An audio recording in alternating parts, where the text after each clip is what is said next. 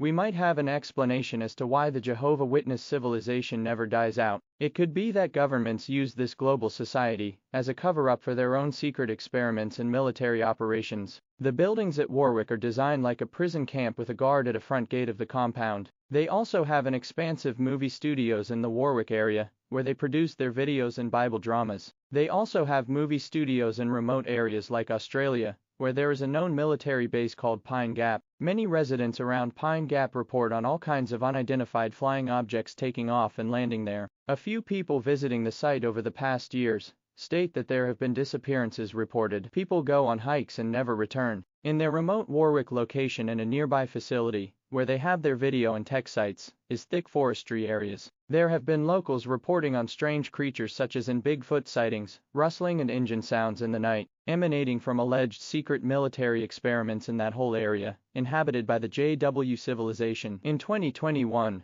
a program did a commentary on old documents about a secret governmental UFO cover-up program called Project Jehovah, referring to MJ-12 documents concerning UFOs including the Roswell event. The documents were referred to in a memo to President Eisenhower, whose mother was a Jehovah's Witness.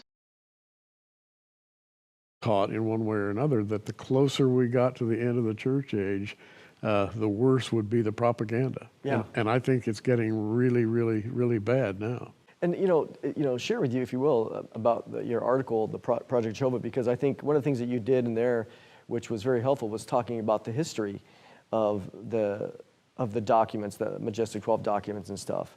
I think that's fascinating. I think people really need to. This is the June 2021 edition of the Prophecy Watcher, our monthly magazine, and it's got a picture of Dwight D. Eisenhower on the front, and it says Project Jehovah. And everybody knows the word Jehovah, right? But did you know that information concerning this event has been released? In fact, long ago it was released. I think they didn't intend to release it, but there were a set of documents released a couple decades ago called the MJ-12 documents, which were the secret cache of information concerning UFOs in every aspect, including the 1947 Roswell event and many, many other events that never made the papers. And Dwight D. Eisenhower was in on this. Now, that's a long time ago. And Harry Truman was in on it. And you can read all about this in the article, but a gentleman by the name of Dr. Robert Wood released information about one particular document with a code word, White Pebble, Madge Comsec, Intelligence Eyes Only, and beneath these words were Project Jehovah. And this was signed off by all the names you know, including Dwight D. Eisenhower and Harry Truman. That goes way back. In other words, we've known about this for a long, long time, and only now is just a little bit of information at a time being fed to us under a new rubric, UAP. Kind of polish it off. Yeah, polish it off. Give it a new luster and send it out to the people, because I think that they're getting ready to do something with this. Yeah, ultimately for us, as Bible teachers or just Bible watchers, however you want to say it, is, the question is going to be, as always, what's the agenda, what's the motive, what's the message? Whatever these, if we were just taking these craft, they show up at military complexes. They, according to their technology, they could wipe us out, but they don't. So it leads some people to believe that they're benevolent. Look at this, they could wipe us out at any moment. Dr. Stephen Greer is one of those guys that he gets very upset about throwing any negative label because they're peaceful, they're our brothers, whatever. But so he claims that their message is a message of peace. You have others, if you connect it with some of the abduction phenomenon and other things, very, very malevolent. And so that message is evil. But ultimately, the question we're going to have is, again, we joke that we'd go up and knock on the UFO disc door and ask him, do you believe Jesus is the Lord Messiah, the creator of heaven and earth, and died for the sins of humanity? Yes or no? We're not going to take any other answer.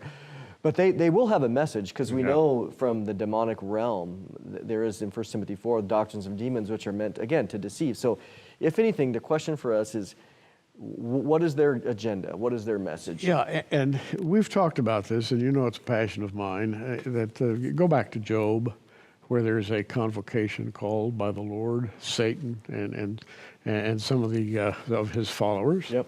What have you been doing, Satan? Yeah, what have you been doing? Well, I've been walking up and down the earth to and fro. Well, and nobody, I'm sure, saw him. And what do his slaves do? They walk up and down through the earth doing his will. And do people see him? No. They're in another place. And do they use vehicles to travel in? Probably. We learn this. Yeah, there's no reason why they couldn't be. And we find in the Bible a number of instances of angels flying in fiery chariots. There you go. Yeah. So you have all the settings of the story, and you have an overlord who's trying to control the world a bit at a time until he thinks that he is in a favorable position. Then he makes the attack. The Lord allows this attack, we must add, but this is going on, and it all sounds so strange. Maybe we shouldn't talk about this, a little uncomfortable talking about all these things, but it's happening right now. Yeah, we have to have answers. We're called to have answers to the world, to speak the truth in the gospel. And Satan and his minions are busy.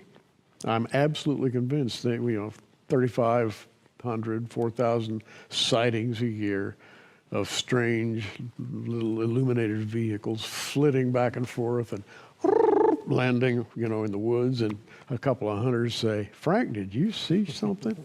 "Well, there it is right over there. I think that's swamp gas." "No." That's a hot air balloon, right? Hot air balloon. No. As Christians, I think we owe it to ourselves to search the scriptures and find out what the supernatural world is comprised of, how it functions, and particularly what's going to happen in the latter days. And I believe we're living there right now.